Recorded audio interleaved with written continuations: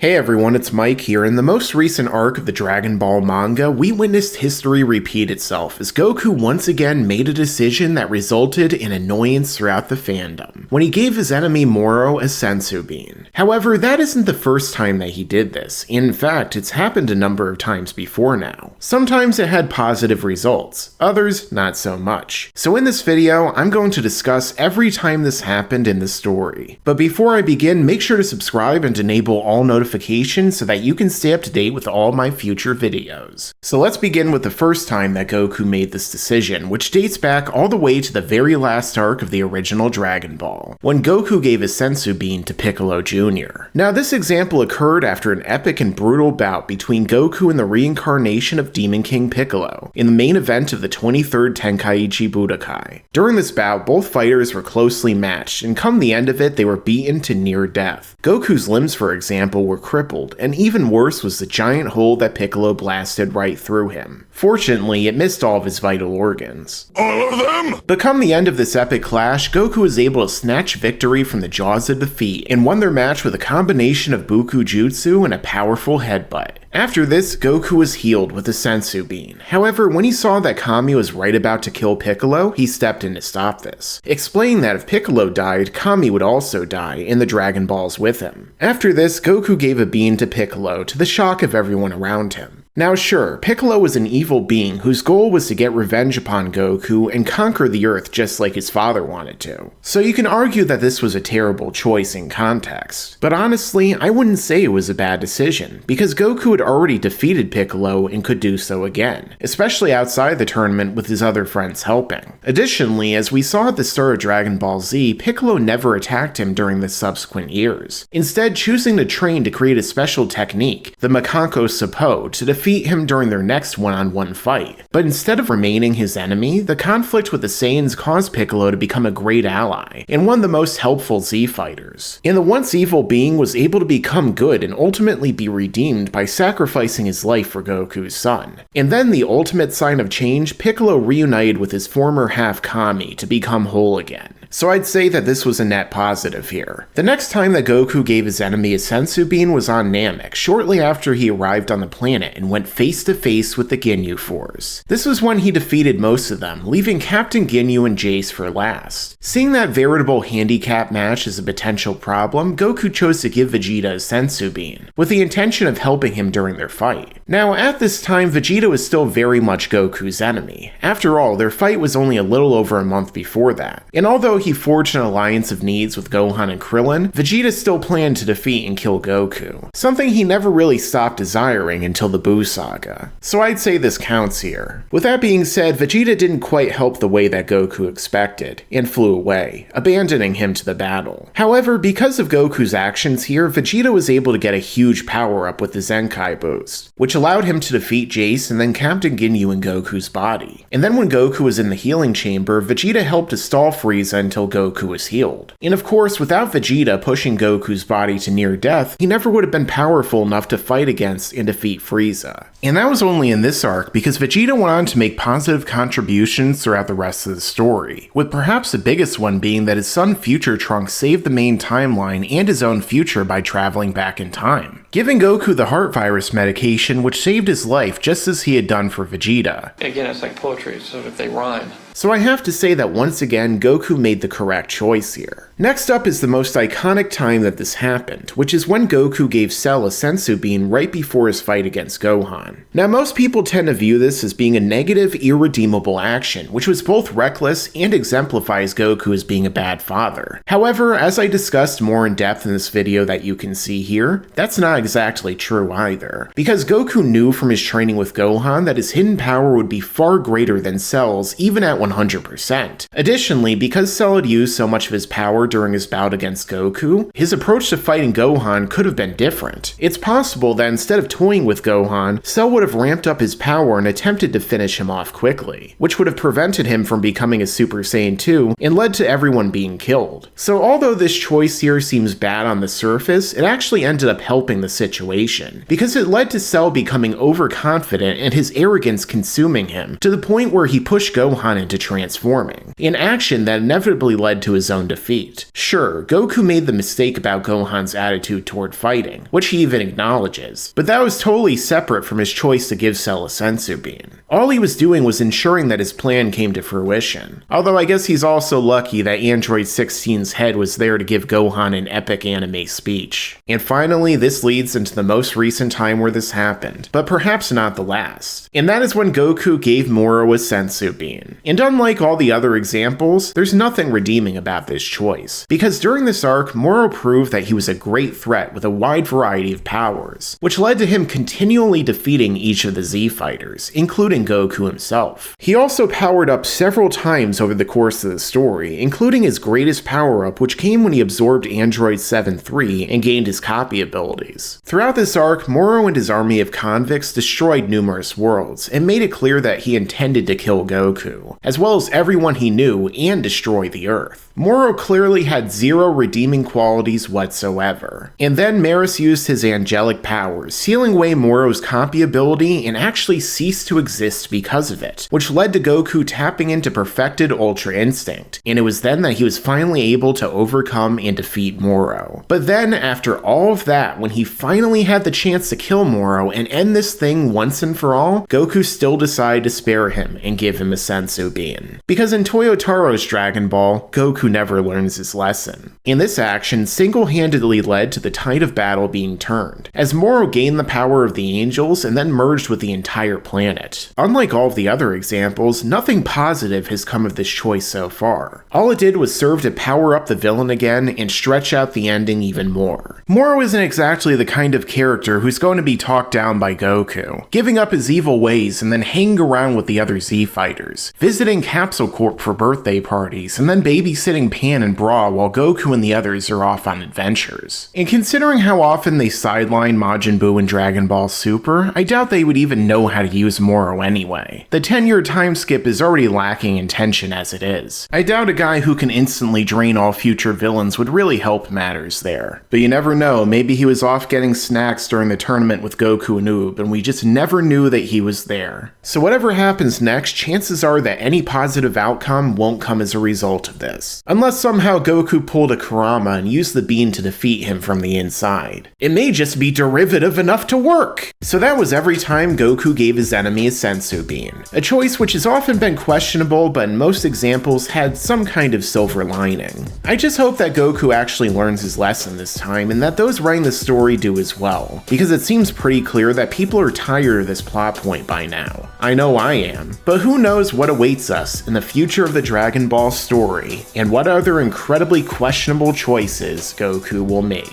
Make sure to subscribe and enable all notifications, so you can stay up to date with all of my videos. Thanks for watching, and make sure to stick around, because there's a lot more to come in the future. Yeah, and you better subscribe.